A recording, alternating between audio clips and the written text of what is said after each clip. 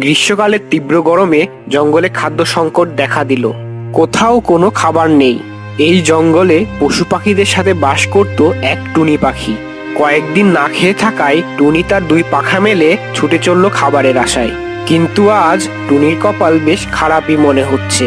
এত খোঁজাখুঁজি করার পরও টুনি কোনো খাবারের সন্ধান পেল না। টুনি উঠতেই লাগলো আর খাবারের খোঁজ করতেই থাকলো। খাবারের খোঁজ করতে করতে সকাল পেরিয়ে দুপুর হয়ে গেল, কিন্তু টুনি কোথাও কোনো খাবারই পেল না। রোদ থেকে বাঁচতে একটু বিশ্রাম নিতে সে বসে পড়ল একটি গাছের ডালে। চারিদিকে এত খোঁজাখুঁজি করে তো কিছুই পেলাম না। এদিকে ক্ষুধার জ্বালা তো আর সহ্য করতে পারছি না। কোথায় যাব আর কোথায় গেলেই বা খাবার পাবো? এত ক্ষুধা লেগেছে যে মনে হচ্ছে একটা আস্ত হাতি ধরে খেয়ে ফেলি। যাই, ওই বনে গিয়ে খাবার খুঁজি। এখানে বসে থাকলে তো আর আমার কাছে খাবার হেঁটে হেঁটে আসবে না। কিছুক্ষণ পর টুনি আবার খাবারের খোঁজে বেরিয়ে পড়ল। এদিকে বনের অন্য সব পশু পাখিদের সাথে বাস করত এক চালাক শিয়াল। কিন্তু সে আজ খাবারের জন্য কিছুই খুঁজে পায়নি। তাই এখনো পর্যন্ত কোনো চালাকিতেই কাজ হয়নি। তারও বেশ ক্ষুধা পেয়েছে। আহ, সেই সকাল থেকে দুপুর হয়ে গেল, তাও খাওয়ার জন্য কিছুই পেলাম না। কোনো চালাকিতেই কোনো কাজ হলো না।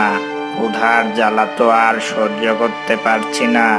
যাই, ওই সামনের জঙ্গলে গিয়ে দেখি কিছু খাবার সংগ্রহ করতে পারি কিনা। ওইদিকে টুনি উঠতে উঠতে একটা গাছের নিচে এক টুকরো মাংস দেখতে পেল। সে তো মহা খুশি। টুনি গিয়ে বসলো মাংসের টুকরের পাশে। যাক বাবা, এক টুকরো মাংস তো পাওয়া গেল। যাই, ওই গাছে বসে আরাম করে খাই। এই বলে সে মাংসের টুকরো নিয়ে গাছের ডালে গিয়ে বসলো। টুনি মাংসের টুকরোটি খেতেই যাবে, এমন সময় শিয়াল ঘুরতে ঘুরতে সেই গাছতলায় এসে দাঁড়ালো। শিয়াল টুনির মুখে মাংসের টুকরো দেখতে পেল। টুনির মুখে মাংসের টুকরো দেখে তার ক্ষুধা যেন আরো বেড়ে গেল। শিয়াল মনে মনে একটা ফন্দি আঁটতে লাগলো। মনে মনে শিয়াল বলল, আমার তো খুব ক্ষুধা পেয়েছে। যদি ওই মাংসের টুকরোটা কোনো কায়দা করে নিতে পারি, তাহলে ক্ষুধা কিছুটা মিটে যাবে। কিন্তু টুনি তো ওই গাছের ডালে বসে আছে। ওই মাংস আমার চাই চাই।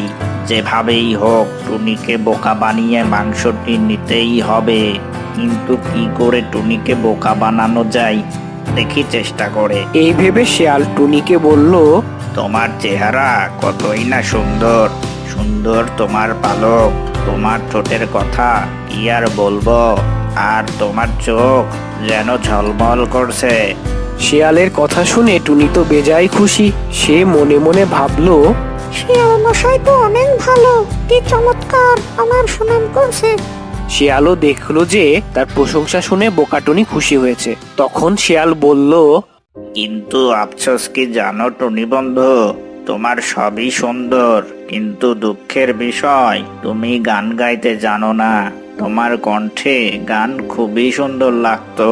শিয়ালের এমন কথা শুনে টুনি মনে মনে ভাবে, আরে বোকা শিয়াল কি বলছে? আমি নাকি গান গাইতে জানি না? আমি এখনই গান গেয়ে শোনাচ্ছি। দেখ আমি কি চমৎকার গান গাইতে পারি। আজ মন ভালো নেই যেই না টুনি গান গাইতে শুরু করলো, মাংসের টুকরো গেল নিচে পড়ে। আর চালাক শিয়াল তাড়াতাড়ি মাংসের টুকরোটি খেয়ে নিল এবং টুনিকে বলল, টুনি বন্ধু, তোমার সবই সুন্দর, কিন্তু বুদ্ধিটা অনেক কম। তুমি থাকো বসে, আমি যাই। এই বলে শিয়াল সেখান থেকে চলে গেল।